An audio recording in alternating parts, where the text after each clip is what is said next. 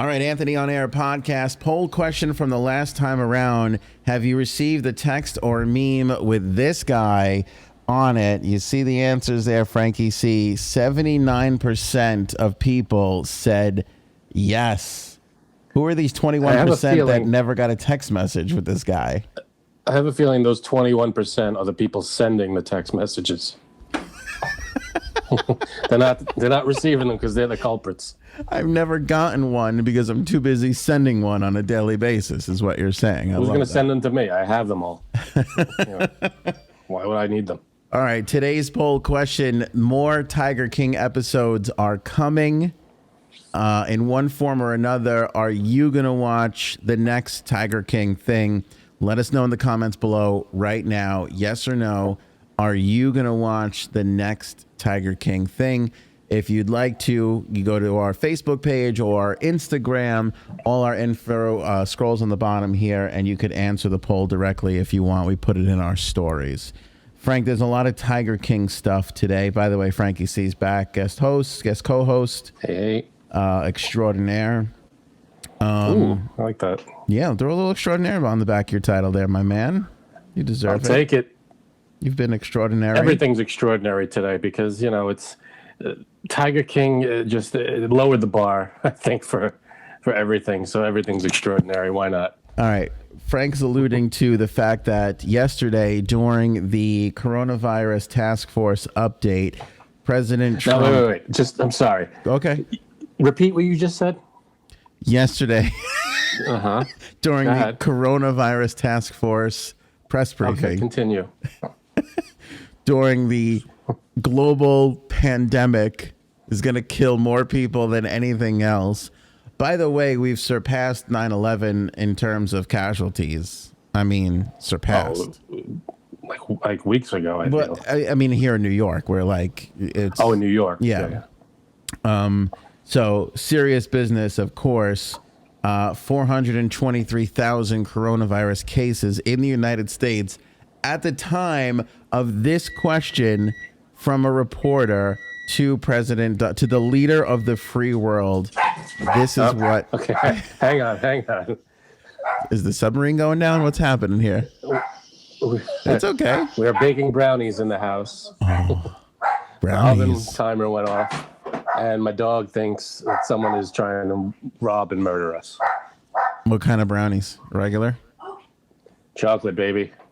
I'm excited because I got, my wife sent me on a shopping trip, which I'm going to fill you in on in a bit here. But I discovered she wanted me to get chocolate chips because she was going to make chocolate chip cookies. And I discovered they sell Heath pieces. What is a Heath? Yeah, my wife just asked me the same thing. I don't know, but I friggin' love Heath more than anything. Love Is it a cookie? Heath. No, it's like it's like a caramelly, like nougaty. What's the word I'm looking for here? Heath. It's Heath. Yeah, I don't know. Can you bring up the Heath bag really quickly? Heath is its own thing. It has its own. It's like saying what Heath. is. Yeah, like what's vanilla? I don't know. It's vanilla. What's vanilla? It's vanilla. Heath is magical. Sure. Anyway, I've discovered Heath is not natural. Heath has to be made. Well, vanilla has to be made. It has to be grown. I guess vanilla. Well, vanilla is natural. Because it's grown. I guess so. Yeah.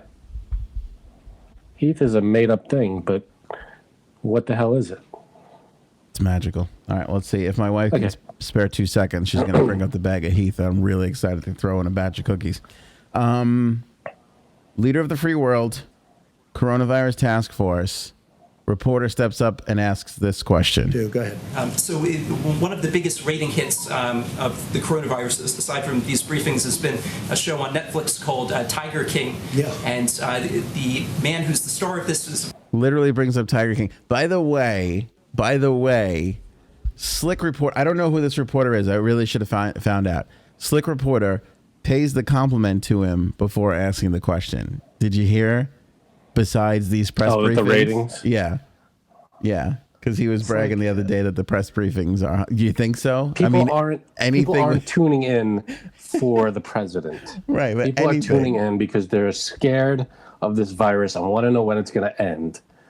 So taking credit for this thing is the stupidest thing in the world. Do you think that other? I'm sorry. Go ahead. Do you think that other world leaders are subject to this questioning? Like, is the president of France going to get this question? You know what I mean? No. No, he's not. Only in America, baby. Tiger King. Yeah. And the man who's the star of this is a former zoo owner who's serving a 22-year prison sentence. He's asking you for a pardon, saying he was unfairly convicted. Your son yesterday jokingly said that he was going to advocate for it, and I was wondering if you've seen the show and if you have any thoughts on pardoning Joe Exotic. Which son? It must be Don. I had a feeling it was Don. That's my favorite part. Just the utter disappointment he has in his son Don. Which son was it? I had a feeling it was that guy. Must be Don. I had a feeling it was Don. Like, I mean, if you're Don, how big of a piece of garbage do you feel like hearing that clip right now? I lost you. What was that? I was saying, if you're Don, how big of a piece of garbage do you feel like hearing that, being like, ugh, like just your dad's utter disappointment in you? I feel like it's a Wednesday for him. It's gonna be maybe business as usual for the Trump family. It's Wednesday. Right. It's gonna be fine. But this is where we are at a press briefing from the most powerful man in the universe to the world. I thought He-Man was the most powerful man in the universe. Okay, in the world. To America and the world regarding a deadly virus. We're talking about a reality show documentary. Yeah. Could ask anything. Could ask how's the experimental drugs going? How are we doing on testing? Is there going to be a vaccine anytime soon? No, I know what everybody wants to know is, will you give Joe Exotic a presidential pardon? That's the question. And you know what's great is that he didn't even say, "Oh, that's." Any normal person would have said, "Well, let's talk about the coronavirus. That's what we're here for." Yeah. But no, he jumped right in with "Well, I'll take a look, and which son said that, and let's talk about that." No, he didn't. He kind of he did okay with it. He played it. Let's hear the rest. Let's hear the rest of it. He didn't see it. God. Yeah. Pardoning Joe Exotic. Which son? It must be Don. I had a feeling it was Don. Is that what he said? I don't know. I know nothing about it. He has 22 years for what? What did he do? He allegedly hired someone to murder an animal rights activist, but he said that he didn't do that, and he was. Do you think he didn't do it? Are you on his side?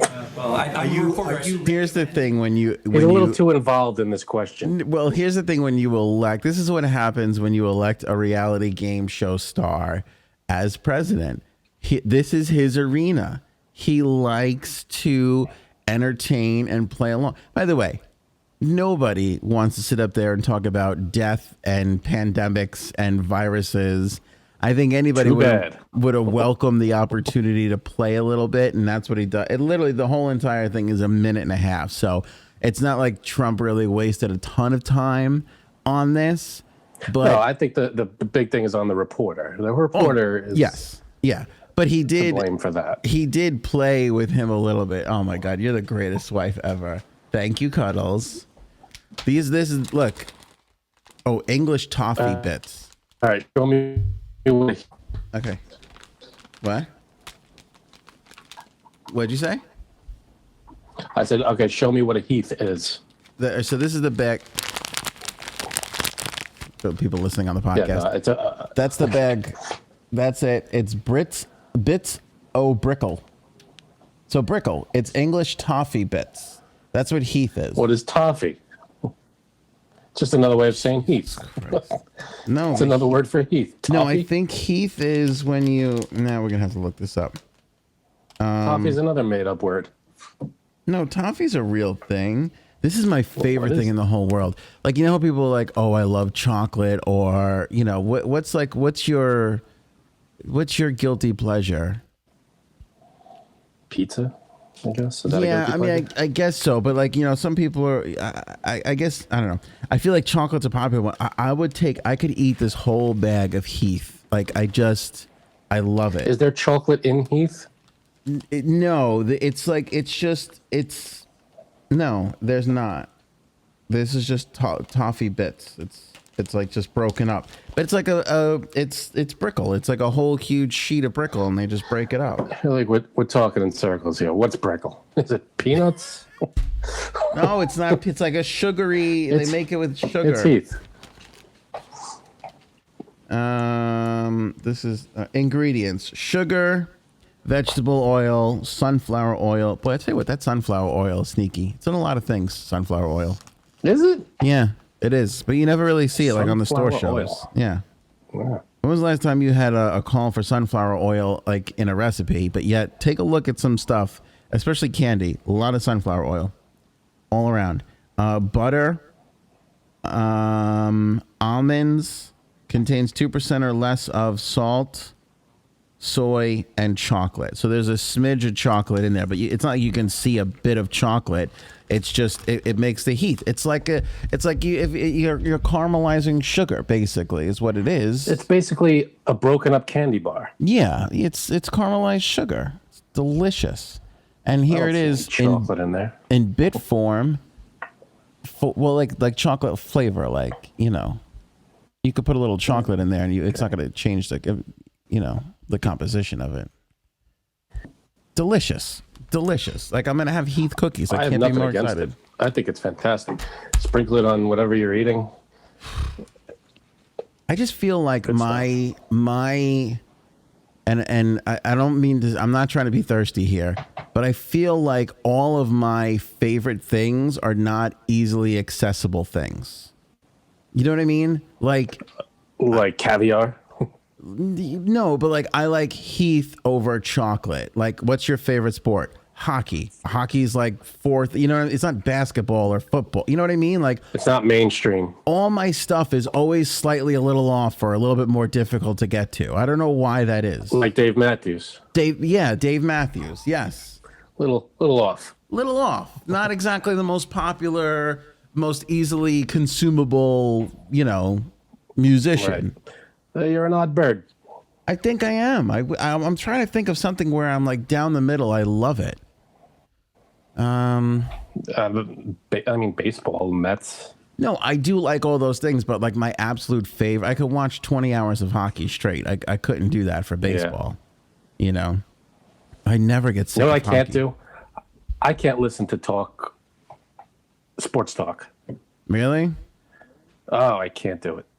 See, I like what we're doing. What I think is a lot of this doesn't exist in mainstream media anymore, but sports talk does, which is why sports talk dominates. I think what you're going to say is you can't hear people talk about the same thing over and over and over again. No, I think because it's like they bring up a name and they go, well, he had this many hits. I'm like, who cares? Unless I'm gambling on this stuff, why would I care? Spoken like a true gambler. Oh, yeah, maybe. Just give me the odds on the game tonight, man. That's all there is. I might have a problem. Might? I don't have a problem. I like how there was a second solicitation in our group of friends to get a poker game going while this pandemic is happening. Yeah, I mean, how many poker games can I play in one night? Probably a lot. I like the idea of this one, though, because this one sounds like it's going to be easier to play than the other one that we were in. But anyway, I digress. Back to President Trump. Pardon? No, I'm not advocating As a anything. reporter, you're not allowed to do that. You'd be criticized by these. Would you recommend a pardon? I'm not weighing in on Tiger King. I don't think you would. He asked another reporter. The reporter goes, "I'm not weighing in on Tiger King." That's amazing. And go back. Good. Who's that reporter? Applaud him. You would. I don't think you would. Go ahead. You have a question? I'll take. I would raise my hand. Is that Joe Exotic? That's Joe Exotic. Let me get back to the coronavirus. I think. See, so he goes because the other reporter goes, "I do like Joe Exotic, though," and he goes, and Trump goes, "Is that Joe Exotic?" So the name of Joe Exotic precedes, like, so clearly the president hasn't watched this. And thank God, because he should not have 7 hours to digest Tiger King. But he does, though. But That's another story. But he's heard of Joe Exotic. So it's out there. It's in the lexicon. It's Of course, no, I can't. Of course, he's going to run across that. That makes sense. Yeah. It's one of the most popular things. You think he's run across the, what's his name? Wood? I would have to say so, yeah. I think that somebody... I think that's just as valid a question if someone in that audience stood up and asked him, have you seen this meme going around of this guy who's naked and just... that's just as valid. Why can't someone ask that question? Mr. President, have you seen this gentleman? Have you sent a text message with this gentleman on it? Who is that? Should I pardon him? What's happening? He'd be like, Wood? No, I haven't said. I don't know anything about Wood. You mean this guy? Hands out his phone. You think the president is... I would love to know. And by the way, this is not specific to this president. I guess probably Obama, Bush... Probably Bush, Obama, and Trump would be the only one. Like, what were their text messages like? Like, I think they have a personal one, probably with their family. They have two phones, I believe. Do they? Because I know that they have a White House security issued phone. I know that. Right. Like, and I think they have maybe a family one because they have to talk to their kids and stuff. Yeah, but I think they have to talk to their kids on the every communication has to be. I think so. I guess so. Hey, maybe it's a different life. You're living a different life. Yeah. Everything is under a microscope. Because if somebody like hacks into the phone and like figures out like, I don't know, a kid's number or something, then like you can't have that happen. And anybody he texts with has to be secured too, right? I think so. I think all of government, that's why there was email controversy with Clinton. They have to use the government issued email that's protected so that you can't have foreign entities like hacking into it, you know? Right. I wonder. That makes sense. I wonder if he has an iPhone or. I think it's an iPhone. They showed, I saw a picture of it once. I can't remember, but there is a picture of him holding the phone and it's something. I think it might be an iPhone, but don't quote me on that. Yeah, I think it's I thought I saw it once. It was like an iPhone, but it had like a thing on it. Maybe there's some kind of government blocking thing on it. I think so. I think so. All right, now this says,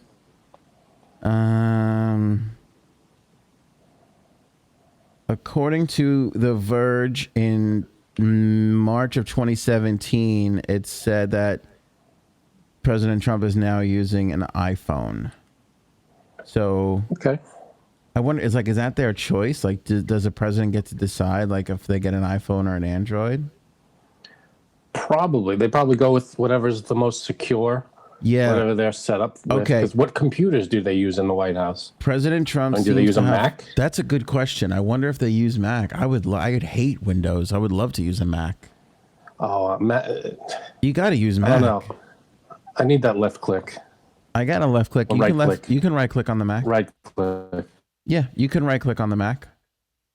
It's not a default setting, but you can do it. You can set it up to do it. It's really easy to do. Good. President Trump has finally traded his old and unsecured Android phone for a new iPhone. White House Director of Social Media Dan Scavino Jr. tweeted tonight that Trump had switched to the Apple device, saying that he had been using it for the past couple of weeks and confirming that Twitter messages marked as coming from an iPhone were indeed from the president himself. Twitter users noticed that some of Trump's tweets appeared to be sent over. Does it tell you where it's sent from? An iPhone? Really? I had never noticed that. Yeah, under each tweet, it would say from an Android, from an iPhone. That's weird. Who cares? Sure. That needs to be presented on. Report from 9 to 5 Mac in May of 2018. President Trump uses 2 iPhones, one just for Twitter, but doesn't follow security protocols. Wah, wah. I bet it's whatever their security is set up for. That's what they got to use. But that's what Mac is known for, like, and Apple. Like, they're so much more secure than, like, I never get viruses or anything on my Mac, you know. Well, I have an Android, and I never get anything, you know. Yeah. Anyway, we really went off the rails Android's on this. fine. I've been happy with it. Yeah, a little bit. What are we talking about? Tiger King? Yeah, but it's just it's weird, and it's a sign of our times, of how bizarre things have gotten, that you have the most serious thing, the most deadly thing to affect this country in a super, super long time, and you have a reporter who's like, oh, let me ask a question about Tiger King. And what's weird is, and because I always like to, kind of self-evaluate here, it's the story of the day. It's kind of what everybody's talking about. And so, like, on the one hand, you can, like, appreciate the levity of the situation. Like, I'm kind of happy that the guy asked the question. Sure. Gives us something to talk about. It's kind of fun and distracting. But at the same time, you're kind of like, again, does the president of France have to deal with this? Does the Spain's leadership group, or, is Justin Trudeau answering Tiger King questions in press conferences right now? And maybe they are. Maybe they have their dumb questions. They have a conference every day. So a question here or there about something goofy is not the end of the world. It's fine. But I would ask, hey, are we all gonna die? What are we doing here? Can you help us, please? But I'm trying to think back too, and if you go back to Obama and Bush, I feel like they were answering questions about the Kardashians at some point or another. Right? Didn't somebody ask Obama what they thought about Kanye, and he called him a jackass? Remember that? That was, yes, and it wasn't during a press conference. I think it was just an aside kind of thing. It was a one-on-one interview thing, yeah. In fact, didn't Bush... But it was like a cameraman or someone asked him. Didn't Bush shit on Kanye too? Or was that the other way around? I can't remember now. Oh, the other way around. Kanye said something about, but it said Bush hates black people live on TV. That's right. During. That's right. Standing next to Mike Myers for some reason. That's right. I remember Mike Myers' face. He was like, "This is happening right now." What? Oh, for hurricane relief. That's right. It was for hurricane. Yeah. Poor Mike Myers is standing there like a deer in headlights. Yeah, he was caught. Off guard. He was like, "This is not on the teleprompter." Isn't that weird that the last three presidents have had something to do in some way, shape, or form with Kanye West? What is going on with that? That's weird. Kanye is one of the big celebrities during these last few presidents. What are you gonna, like Tom Hanks, I'm sure had something to do with each one in some way. Yeah. Well, yeah, I guess Beyonce, they all have, have been asked or has said something about each one. Okay, Yeah. That's what it is. I love this Investigation Discovery, the channel Investigation Discovery. Sure. ID. They've hopped on and they have decided to do a sequel to Netflix's Tiger King. I'm out of here. Where they're going to focus on Carol Baskin, who is a part of Tiger King in the documentary, and the disappearance of her husband. So they're going to do a whole, I'm guessing probably several part series on just that portion of this Tiger King story. But what do you think about Investigation Discovery kind of scooping in and taking a little of the thunder from Netflix? I guess they can do that, right? It's not like they have rights on a criminal case. They could investigate whatever they want, I guess, right? It's kind of a boss move to come in and be like, you guys have not protected this property. We see an opening and we're going to scoop in and take it. And, Investigation Discovery, they do a lot. They do all the famous stuff. So this makes sense. Yeah. And they do those awful recreations that provide good quality jobs to actors who can't get a rich job. They do. I wonder how they're going to do it nowadays. It's going to be everybody's socially distant. Yeah, they'll figure out a way to do it. I feel like I know 7 people that have been in recreations on these documentary style shows. They're always ridiculous. Yeah. They never, I appreciate it. It helps visualize everything, but every now and then you come across a goofy one. They're all goofy. They all lose me. HBO's McMillions. It was the same. They they had to kind of fill in some of the gaps, and they had some of these, and they were all, because you're looking at the real people, and then you're looking in the next frame at the recreation, and that's true. It's awful. It never matches up. It's never good. Investigation, discovery, cucking, as the kids say, as the cool kids say, the kids over at Netflix. Cool kids say that? Yeah. Okay. Because they're cuckolding them. I don't know any kids that would say that, but that's okay. You're not at the cool tables like I am. That's why. That's true. Tiger King's co-creator Rebecca Chacklin said that there was a ton of racist language used by Joe Exotic that had to be cut from the show. No. Surprising no one. Get out. Yeah. Let's see here. The real name, blah, blah, blah, blah, blah. Speaking to the Hollywood when Reporter. This comes out, is there going to be like a DVD extra kind of thing? That would sell like that would sell out in a second. Well, I mean, it's probably going to be whatever this Netflix is going to throw out in this new episode that they're just waiting to drop on all of us. Which I hope is not this Saturday at 8:00 during our live broadcast, because what a segue that was. That would not be good. Live podcast, by the way, Saturday 8:00, right here during our at our normal channels, Facebook and YouTube. We're going to actually be coming to you live. We'll be able to answer your questions. We'll be able to see your comments, and you'll be able to actually interact with the show, which will be fun. We're doing this in conjunction with 8:00 Shot, the Facebook group that's been tremendous. We'll have some of those guys and gals on, and we're calling it the Ice Cream Social Distancing, alcohol consumed also, in the vein of The Office and Laverne's Pies, Tires Fixed also. That's one of those things that always just kind of stuck in my head, and I could never get it out. And whenever like my wife and I were gonna like go somewhere, we would be like, we have to go to the store, and then we gotta do it, and then I don't know, maybe we have time, we'll go to Laverne's Pies, and then the other one will always say Tires Fixed also. You bunch of losers. And we are. We're big fat losers, but it always made me laugh. And I always thought it was so funny the way they said it. And I was like, when we had the idea to do this live podcast, which we've done live podcasts before, but never in this form, never during quarantine. I was like, we're gonna name it Laverne. We're gonna name it having something to do with Laverne's Pies, Tires Fixed also.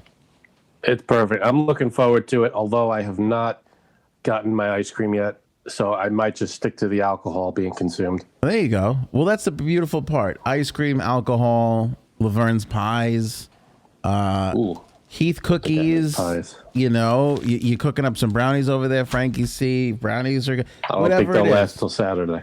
Probably not. What is it, Thursday? Yeah, no, that's not going to happen. No. My wife last week made a cake on Friday. It didn't make it to Monday. A whole cake. Nope. Because once something's made, it's fresh, and you don't want to start opening stuff. This is out. It's there. Yeah. Do you mean Laverne's So Pies? Saturday should be nice. Yes. What time are we doing that? 8:00? Do you mean Laverne's Pies, Tires Fixed? Yeah, we're doing it. Did I talk over something? I didn't hear it. You did, yeah. Sorry, it's not that loud. Yes. Do you mean Laverne's Pies, Tires Fixed also? Yes. Oh, Jim. Jim is the best. Wait, I think I have another Mike one. is the best. Mike Scott? Yep. We could talk about who's your favorite Office character on Saturday. Got to be Michael Scott. I'll save my opinions. Laverne's Pies, Tires Fixed also. Stop. Laverne's Pies, Tires Fixed also. It's such a great name because you can totally picture, like, how many things have you ever passed in your lifetime that said blah blah blah blah blah blah blah blah also, like, it's That's just, true. It's a great. When did Chinese you start? food will change your oil too. What? Yeah, it's true. When did you start watching The Office? I don't remember you being a big Office guy. I watched the first 3 or 4 seasons of it a few months ago. I haven't finished it. Oh, So good. Yeah, no, I got to finish that show. It is great. Wait until. But I'm not looking forward to Michael Scott leaving. I know he leaves at some point. You know what? It's not one of those it's still good. Like it really, they maintain, I feel like he's the whole show though. He's at least 75% of the show. He's phenomenal, but wait until you get to D'Angelo Vickers. When you get to D'Angelo Vickers, you're gonna you're gonna get to a whole new appreciation for this little show here. So Saturday night, looking forward to the live podcast. It should be a lot of fun, and everybody will be able to participate, which is great. I hear we have a lot of our people showing up too during this thing. We have Cuddles is going to be there. We have a few people from our social group, I think. Are they? Yeah, well, I'm sure. Yeah, Janine has been like dying. Janine like literally watches every podcast. So we got to get her. Sorry for her. She's like, I really enjoy the podcast. I'm like, you gotta find something better to do with your life. Yeah, why? No, I appreciate everybody that watches it. I'm getting messages at all hours of the night, like, and in the morning, people just commenting along. That's why this is going to be really fun. Yeah, the support's been phenomenal. But that's why this is going to be really fun, because we'll be able to actually comment back live. And if it goes good, and I'm anticipating probably a lot of technical issues, but if it does we do pull it off, maybe we'll do some more of those, which should be good. The technical issues will be fun. I think we should do the whole podcast like this. Wait, let's see. Can we look at each other this way? Do you want to? I think I have to go this way, like this. Are you the wrong way? No, you have to go to your left. Or, I think no. I should be facing. So doing it. No, wait, hold on a second. You're right. It's this way. I can't really say. I think. No. On my side, it's the other way. People are going to be tuning in and be like, why are these guys facing the same direction? Are these guys waiting online? We're facing the same direction. We should do it like that. That would be good. You brought up Chinese food. I miss Chinese food. I don't know what. I do too. Is your Chinese food place open near you? Mine's closed. I think it's closed, but it's so good, that place. They just got literally 4 months before everything, new owners, and everything was like redone, and it was nice, and all new. Like the food was great, and I miss it. I want to go get some, but I can't. There is nothing better than a new restaurant. Just nothing better. Like everybody. And this is new owners. Yeah. But yeah, they redid same thing. Everything, the way they do it. Yeah. Why are all the Chinese food places closed? Does that have to do with? I'm sure I don't know. Maybe it's just this one. I'm not sure. It could be case by case basis. Not sure. I thought it was just mine. A lot of it's walk up. Yeah, I thought it was just mine, and then I thought, oh, maybe they don't want to, chance it, because like. A lot of restaurants stayed open, but a lot of restaurants just closed. And then somebody said to me, then I was shopping one day at my King Cullen, and one of the Chinese places workers was in there, like trying to buy stuff. And I only knew that because she had asked for something, and I didn't hear her ask for something, but I heard like the King Cullen person go, "Oh, you from the Chinese food place?" And she was like, "Yeah." And I guess they were looking for something and they couldn't find it, and then boom, closed. And then somebody else mentioned to me like, "Oh, all the Chinese food places are closed," and I'm like, "That can't be." And so now you're telling me yours is. Yeah, I'm not 100% sure on that. They might have opened. They might be open. When I passed it, they were closed, but it could be different hours. I'm not 100% sure on that. Let's see here. This is from the Today Show. Amid coronavirus panic, Chinese restaurants in the U.S. are emptier than ever. Many Chinese restaurants across the country have been hit hard by what one New York City council member describes as racist fear-mongering. Yeah, is it racist fear-mongering? I know there was a lot of stuff going on in the Chinese. I don't want to get into all that, the Chinese virus and all that. I find it weird. Open. I just looked up my place by me. They're open. They're open now? Because mine was closed, and I'm dying for some lo mein. It says, delivery and takeout, but no dine-in. You can't go there and eat there. I went to go get booze because I had my shopping trip yesterday, and the liquor store, they wouldn't even let people. There was a sign on the door that said, and I could see the guy. I could see the guy, and the sign was like, "Call this number to place your order." And I went. You can't go in anymore. You cannot go into the liquor store. And I was like, I went to go reach for the thing, and it was locked. Because it said, I was walking up into the thing. Maybe I was being stupid here, Frank. You tell me. I'm walking up to the thing, and I see this like, call in your order. But I went for the door anyway because I looked in the store, and there was nobody in there. And I'm like, there's nobody in there. So if one person goes in, like, we should be okay. But yeah, but they can't control the one person going in and then another person coming in. Yeah, I get it. They have to be able to control it. I get Plus, it. they're going to interact with you. They're there just so they can have a base of operation to do like the takeouts and all that and the deliveries and stuff. Yeah. They can't have just people coming in and out. And then, so a woman came up like right behind me, and she was like, "Oh, you got to call the number." And I was like, "You're kidding." So I went to go get my phone, and she could have skipped me. She could have dialed the number first because she had her phone with her, but she was nice enough to like. And then I asked for what I was ordering, and he was like, "Okay." And it was so weird to see. It was funny. I got him on speakerphone, and he answers. He goes, "Which one of you did I get?" Because he's looking at the both of us outside. And I'm like, "You got the guy." Yeah. How did you know? Yeah. What gave it away? So he's like, "What do you want?" And then I felt the need to like give her my phone so that she could just do her order. But then I was like, I can't do that.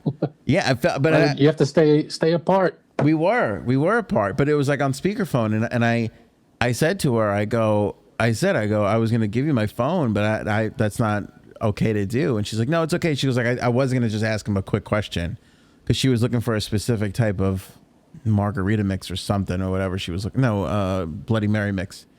But she did ask him when he came out to put the bottle in. He had like a little basket outside, and he put the bottle in the basket outside, and it was doubly bizarre because now I'm like, I just want to. I'm going to tell you my whole shopping story, but I just want to go home at this point. And she's asking him a question, and now we've formed a triangle where I can't break the barrier because then I would be violating the 6 feet rule. So now I'm just standing there staring at the booze going, "Oh, can you please just end this so I can grab this and just go home?" So that was like my little moment yesterday. But let me tell you about my embarrassing moment yesterday. I had to go out, and I'm trying not to leave the house at all. Last week, I went out and bought 2 weeks worth of food, and we ran out in a week. We ate everything. So we kind of could last another couple days, but I didn't want to go shopping on the weekend. Why? I don't know, but I felt like if I can avoid a weekend shopping trip, I'm going to try and avoid it. Agreed. Right? Isn't that weird? You still feel like... No, I did the same thing. When I went shopping, I was like, no, I'm not going on a Saturday or Sunday. Why would I do that? Chances are I feel like everybody's going to try to do that. And because people are working during the days too. Yeah, right. Like it sounds so dumb, but you're right. Because even if people are working all day long, the odds are there's going to be a little bit more people there Saturday than there are on a Wednesday. Right. Agreed. So I'm like, you know what? We have a couple more days, but let me go now. That combined with my son, they changed the curriculum stuff back and forth so many times on how they're going to teach this kid his alphabet at home. You know, he's 4, so it's not like it's like algebra. But I had to print out all this new stuff. Plug in the printer that I haven't printed anything in like 5 years. It's not working. So now I'm kind of like, I go through the cleaning thing. I do the whole 9 yards. I'm like, you know what? Maybe it's the fact that this ink has been sitting there not doing anything for 5 years, just drying. That could be the issue. All right. Order some ink. We learned that Target has ink, and you can order it, pay for it, and just go and pick it up. So I'm like, great. Now I got to go to Riverhead, which I really didn't want to do because that's kind of like a bigger town. I couldn't say city. Sure. More populated. More populated, which I'm trying to avoid. Like, I don't mind going to my local grocery store because there's friggin' nobody lives here. So it's kind of like a safe thing, you know? Right. Even though it's all not really that safe. But so anyway, all right, fine. Go to Riverhead, get the ink. I had to go to the bank to deposit a check that was undepositable through my mobile thing. Do that. I left yesterday. Now, yesterday there were two seasons yesterday. There was winter in the morning and then summer in the afternoon. But I left the house in like a heavy hoodie, and I got the mask on. You know, I'm doing the whole 9 yards. So I'm running around. I get to King Cullen. You know, it took me 2 hours to go shopping yesterday. 2 hours. Did you see the photo of my cart? I did. Why did it take 2 hours though? Just to go. This is what I got for those of you listening on the podcast. Again, this is going to be a visual thing that you could check out on the YouTube channel or the Facebook channel. Look at that. Look at that cart. That's a lot of stuff. That's a lot of stuff. That took 2 hours to go through. Why the 2 list. hours? Dude, you got to fly, man. You got to up and down, get your stuff, and go. I feel like Kramer in the shower episode. Like, you got to streamline your procedure, buddy. Dude, D made the list for me, right? Because we're still kind of shopping for some of the senior people around here. D made the list for me. She literally organized it by aisle so that I can go from one side of the store to the That is other. considerate. She's amazing. She goes through this whole thing like I can't even tell you. It was so good. Let me just tell you how much of a dick I am. She organizes this whole thing. I'm in the dairy section. She put milk and then she put cheese. So I had already passed the cheese to get the milk. I had to go back and get the cheese. And I was like, what is wrong with her? You're a dick. You really are. I was mad in the store. I was like, how could she screw this up? At least you acknowledge that you're a dick. Oh, I mean, that's such a dick.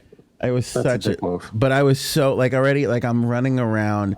And here's what's weird. Like full disclosure, and I wish I was a tougher guy.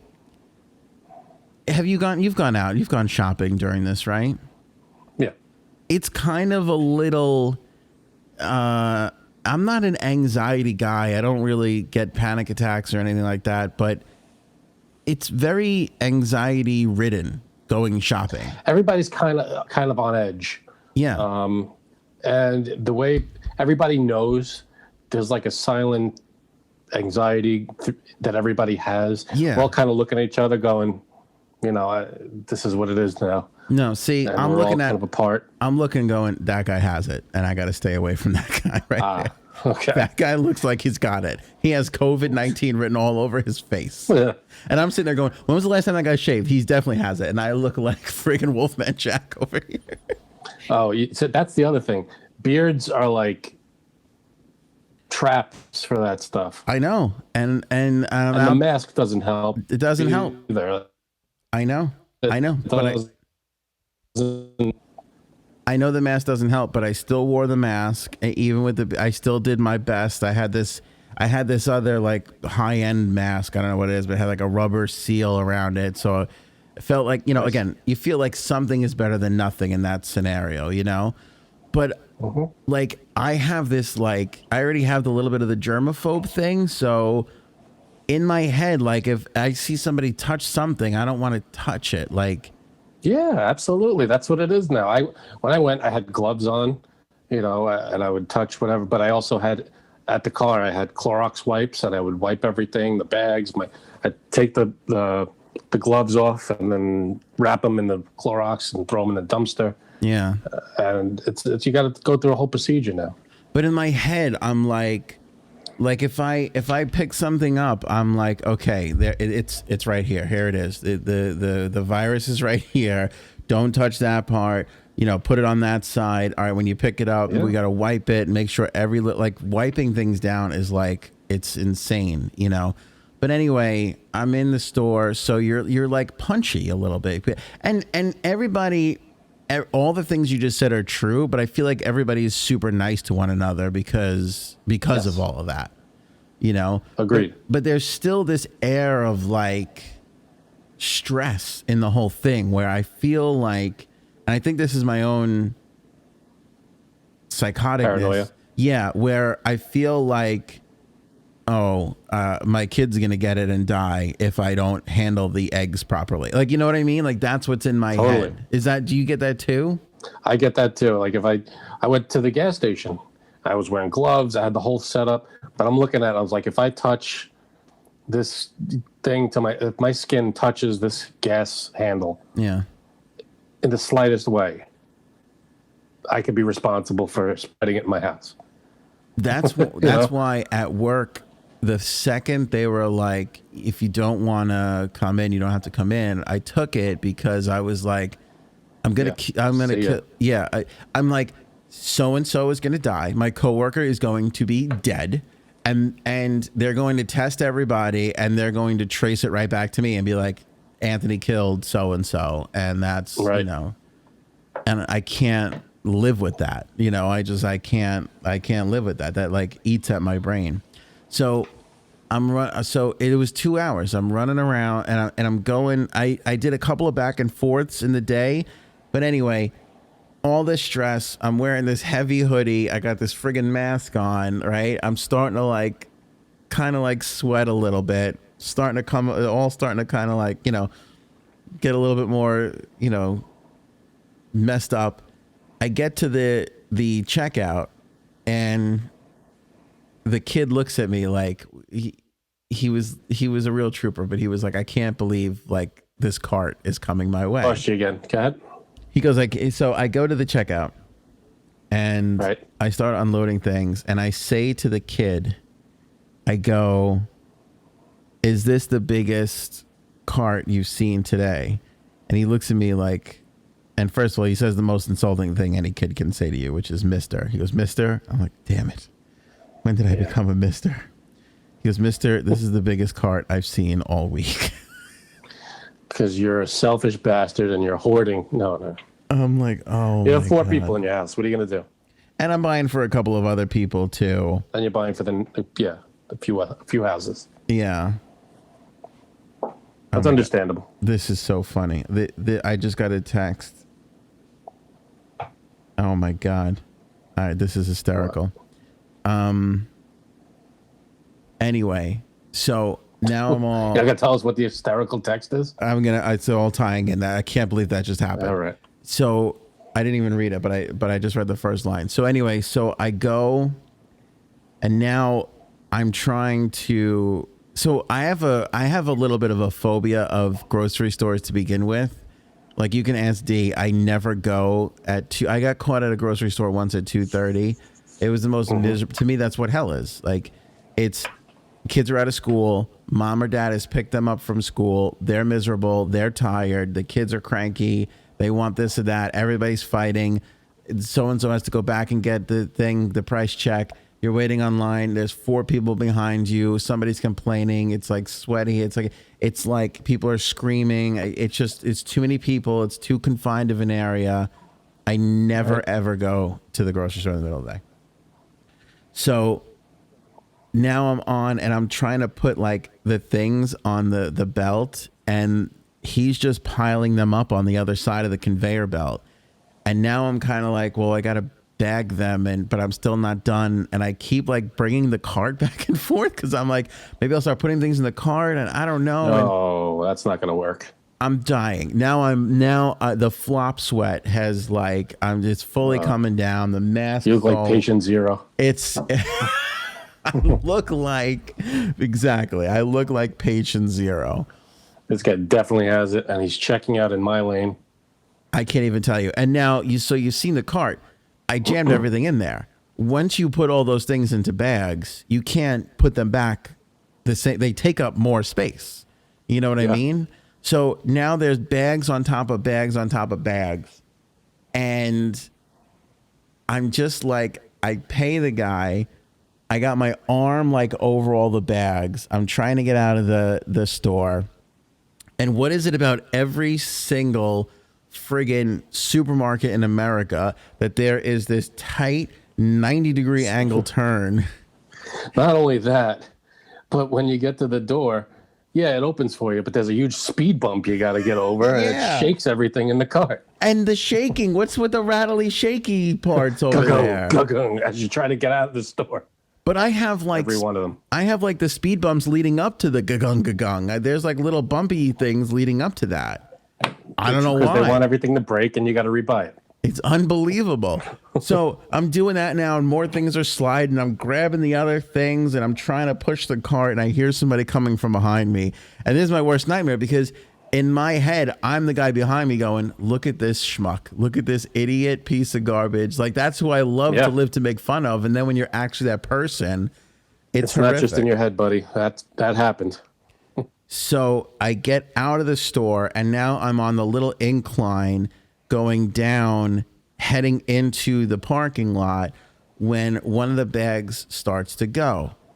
This young lady, Good Samaritan, comes out of nowhere and stops one of the bags from falling completely. And I go, oh my God, thank you. And I go to grab the bag. And now in my head, I'm thinking she's just giving me coronavirus, but she'd saved me. So I have to be nice. I go, thank you so much. She's wearing a mask. Nothing wrong with this lady whatsoever, but she's wearing the mask. In my head, I'm like, I just killed everybody I know because this one little interaction. I grab the thing. I go, thank you so much. She goes, you're welcome. I'm like, no, thank you. She looks at me and she goes, you're welcome, Anthony, anytime. And I'm like, oh, no. Like, if there was ever a time to get recognized, I'm sweaty. The friggin' mask's half hanging off. How the hell do they recognize you with the mask? I don't. The hoodie and the... Look at my eyebrows. Yeah, I would get you. I couldn't get away with anything with these eyebrows. Please, if you're listening and you're that person, please comment and tell us that this is all true. I swear to God. What you thought of this schlub. I just got a text message from her. I swear to you. I just got a text message from her just now. How does she have your number? Over Instagram. Not Instagram. What is this? LinkedIn. I want to cover her name because I don't want to, but I can't cover it and show you. You don't have to show. What does it say? Hey, Anthony, I ran into you yesterday outside of King Cullen. I was on the phone with my mom, but meant to ask you what happened with the EHM gig. You thought something might have been up because I recall a day, blah, blah, blah, blah. Stay safe, keep cuddles again. She's so nice. I guess she's in marketing. In my head, when I was replaying the story, she was in Scrubs. I thought she was like a nurse or something. Rebecca is her name. I'm gonna have to answer her back. I swear to God, she just messaged me. That is timing. I want to like. Can I show this? If this is gonna work, but. All right. Yeah, I don't like blow up her. Like I don't know. This is highly technical instrumentation you're using. A piece of tissue paper. Can you see? Because I feel like people are going to be like, he's lying. Hang on. No, go to your right. There you go. Well, all right, we believe you. Well, we got her name. I got her name. You see? Look, yep, I ran into you yesterday outside the King Cullen. Yep. We all saw her name, so you might have to edit that. All right, I'll blur it a little bit. Oh my God, that is so funny. Literally, this woman saw me at my absolute worst moment. And not only so, but not only. So we're seeing you at your best? Is that what we're getting? It's as good as it gets, my man. This is as good as it gets. But you know what it's like when you're just panicking and in your head, I'm like, oh my God, I got it. I'm bringing it home. And I'm just, I'm thinking about all the things like that are going on. And she's like, hey. No, you definitely have it. Shut up, man. Tony. No, you don't have it. Because I was panicking to begin with, because I was like, when I did the shop a couple of weeks ago, I'm like, this is it. We're in for 2 weeks. This is going to be the roughest 2 weeks. We're going to be inside and safe. And the fact that I had to go out, I had to have a whole day to just like come to terms with that, It's panicked. It's stressed because you go out there and you don't know what you're going to run into, who you're going to run into. Everybody has the same thing on their mind. You trust that everybody is going to be normal and not sneeze in your face, but you don't know. And then like people go to you like, oh, you guys have nothing to worry about. Like you should have been in Vietnam. And I'm like, you're right. Like yeah, I'm not a man. Like, what do you want to do? Make me feel worse? Like my father served. Like I'm sure you have family members. Like those are real men. Like this is not. Yeah, but that's hardly our fault that we weren't in Vietnam. No, you're right. We weren't born yet, first of all. Any war in general, like how, like I've always had a... War sucks, But there are other bad things in the world. Yeah. Not everything has to be as bad as war. No, but I'm saying, like, I've always had respect for soldiers and those who serve Absolutely. for us. But I feel like during this, I've found another level of respect for those people. I really, really have. For people at war, for soldiers. For soldiers, for law enforcement, for EMTs, you know, for Anybody on the front lines of any conflict or catastrophe is the best people. Those are our best examples of humanity. I mean, even reporters. Some guy said to me the other night on the LNG show, he goes, this is when I was going in studio. What was that? When I was going in studio to LNG, somebody called in and this guy said to me, he goes, this must be taking its toll on you. And I was like, well, you know, perspective, it's worse for cops and doctors and nurses and people at the grocery store. I'm like, but Sure. If I could be honest with you, yeah, like normal people can kind of tune it out. Whereas I watch every single press conference and I have to read every single article because I got to know what's happening so that I can filter what I need to filter out and filter through to everybody who's listening on, you know, who's expecting to get some sort of information from me at night. So you read all this stuff and you see all these things and it is like, it takes its toll on you. It's a lot easier to be the stockbroker who's at home, who's just like, I'm going to watch Netflix and play video games and not look at if you're anyone. clueless, ignorance is bliss. So if you don't know what's going on and you're just staying inside and hunkered down and you're watching Netflix, whatever. Yeah. You're much happier, I'm sure. Ignorance is totally bliss in this situation. So, you know, and again, I bring it up to give kudos to like the reporters that are out there doing the work and the people who are on the air and doing their thing, because they deserve some of the credit, far less credit than the doctors and the nurses and the cops and the firemen and all that stuff. But sure, there's still a little bit to going out and gathering that information. And, you know, again, like we're on the island here. We got News 12. These guys are doing shows from their basements and their kitchens and their garages. And, you know, they deserve a little bit of credit for going through all that stuff. You know what I mean? Absolutely. No, they go through a lot of stuff, and to be face to face with something like this, I can't even imagine. You had a hard out. You got a couple more minutes, or how much more time do we got? I got a few minutes. You got a few minutes. This is a weird thing because the death toll for this, like we said, is higher than 9/11. But I feel like this is less scarier because there are no images of this. Right? What do you mean? Like when we got hit with 9/11, almost instantaneously, we were reliving it. Like it happened, and then 4 seconds later, we were reliving it because there were replays and, you know. Well, yeah, because it was an incident that happened. It was one day in public, but it kept, you know, we had to keep living that one tragedy every day. This is being stretched out, right? But I feel like months. It's strange because it's by the numbers more catastrophic than 9/11 by the death numbers. But right, I think it's just harder to see as a one thing. Do you know what I mean? But I feel like you're right about that. But it's also we're being shielded from it, you know, because we can't see the people that are dying. Whereas in 9/11, we literally saw people falling from high floors. In this, you see just the numbers, and that is it. You don't get to see the person. There's very little coverage of this, only because of the distancing, and they can't really get too close to everything. And I feel like you're not allowed to put reporters in a hospital, you know, or photographers. You know what I mean? So is that for real? Is that the truth? Yeah, I don't think that they're allowed. You can't. They're not allowed. You know. And that's where everything's going on. So I mean, there are images of the outside of hospitals where people are in lines and things like that. Right. The testing facilities. Right. So I mean, there's a little bit of that, but yeah, with 9/11, it was everywhere, of course. And we were in spots where you could look out the window and see what was going on. We were in Queens, right? And you could look and see it. And that was the crazy thing, like in Queens and all around the city and Westchester and Long Island, like you felt it. Like even though you didn't see, even though there wasn't soot all over the floor, you saw like an empty town. You saw like people putting flags up and all this kinds of stuff.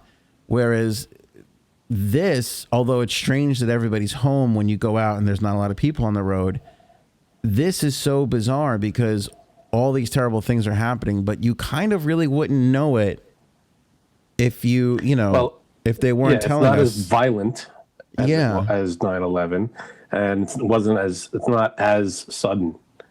9/11 was sudden and violent and just a shock. Yeah. A huge shock to the system. And this, while it is tragic, it's kind of stretched out. And it's just every day is just new information and new stuff being dribbled to us. 9/11 was just a sudden, just impact on our lives, on everybody's lives, and but it was out of nowhere. I wonder how much, because like again, like we still feel the impacts of 9/11 to this day. Like anytime you go to a sporting event or you get on an airplane, you still feel it. Like I wonder how our reaction is going to be to this, because we don't have those sobering images or those things that kind of like horrible things happen all the time. And like the basic human response is, what is that? Where is that? Oh, it's on the other side of the world. Oh, okay. I wonder what's on TV. Like we just kind of brush right over it because it almost doesn't become real because it has no direct impact on us, on like people individually. This is different. Yeah, this is different. It has direct impact on everyone. It does, but it's kind of like, okay, her tornado rips up Nashville and kills a bunch of people. You're like, eh. But if you saw the same headline, like tornado rips up, tornadoes down the block from you, you'd be like, oh my God, like it has that bigger. Sure. When it threatens you personally, it tends to stick out more in your mind. If someone gets robbed in California, it sucks. But it would impact me more if they were robbed next door. Of course, it just hits closer to home. This is hitting everyone because we're all affected by it, whether you know someone who has it, knew someone who has it, or you just have to stay home because of it. Everybody's got some kind of interaction with this new lifestyle. But I still feel like there's a certain amount of people who are not taking the proper precautions, or they're going to gloss over this quickly because of the lack of all those things that I was talking about, the images or the impacting them directly. Do you know what I mean? Like they're not going to feel the severity of this because it lacks certain things that are required for it to have like an impact on you so that you change how you behave and act in society. But I think I disagree only because it's a different kind of a reaction. While it's not the exact same play out as 9/11 was, this still has an impact because everybody's seeing it. You can't get away from this. You go on social media, you go on TV, this is all anybody's talking about. So I think it's going to have an impact. It won't be as dramatic an impact as 9/11 because that was sudden and out of nowhere and violent. This is a little more gradual, but it will still have a big impact. It'll be a different kind of impact and after effect, but it will still be there. I hope so. I think even, whatever the impact winds up being with people, I think it's still just like a little bizarre, Sure. in that we just can't really see. We can't really see this like we can see the horrible things of war or a terrorist attack, or you know, there are key, it sounds weird to say, but there are key images and videos and sound attached to every sort of tragedy that burn in your mind. And there's not really one for this. I feel like the thing for this is Tiger King and Wood. And that's not. Do you think there should be? I think this might be weird and disgusting and perverse to say, but I think it's human nature and instinct that you kind of need those things. You need to marry those things to these moments. One thing I saw that's sticking with me is if you watch John Oliver, he showed a clip. I believe it was on his show. Again, it's one of those things I can't remember where I saw it, but I did see it. It was either on his show or on the news or something. He showed a huge refrigerated truck just backed up to a hospital. Yeah. And it was like an 18-wheeler. That's so. But again, it's terrible. Why isn't that image everywhere? Isn't it weird? Like that image isn't it? Like how did I not see that? And I've seen the John Oliver coronavirus thing. I haven't watched it yet, so maybe I just haven't caught up with it yet. But I feel like the day that they built that makeshift tent outside of Bellevue that was going to be the temporary morgue, that kind of was everywhere that day, you know, and that was one of those things that everybody was like, oh, this is serious. Like, I feel like it calmed down some of the non-believers and even some of the believers. It kind of got them into that holy cow, like, we got to really be vigilant here, you know, that kind of a mode. But that kind of came and went. Like, I feel like what you just described should be tearing its way through social media, and it's not. And I just wonder why that is, because even in the limitations of social media back on 9/11, you know, I think it was more email virality back then, but you were getting an email every 5 seconds back then with some sort of 9/11 tie into it. You know what I mean? Like, it's just, I think a couple of reasons. One, this isn't over yet. Yeah. Two, when 9/11 happened, I feel like all I saw was the TV. It was on TV all the time. With this, it's on TV all the time, but what we're seeing is press conferences. That's like, there's no, like with 9/11, there was the towers. But they're fantastic press conferences, Frank, and they're highly rated. Oh, I don't know if you've heard that. Of course, the highest ratings ever, and that's important now. All right, before we let you go, because I know you got to run, and this has been a good full podcast. Explain that. Why is that happening? Well, that if you look behind my shoulder here, are you channeling that? Is that what you're trying to do to us here? I'm not. It's not. Believe it or not, does not have to do with that. Because that's what it looks like. It does look like that. It does. But yesterday we had there was a birthday on our block. One of the children on our block, it was her like 6th or 7th birthday or something. And we blew up balloons and all the neighbors came out of their house. We were all standing in front of our house. We yelled happy birthday. Cars were passing up and down the block, honking their horns. And it was like a 20-minute birthday thing outside. So that's nice. God, this sucks for kids, doesn't it? Like, especially 6. Like, she was so happy though.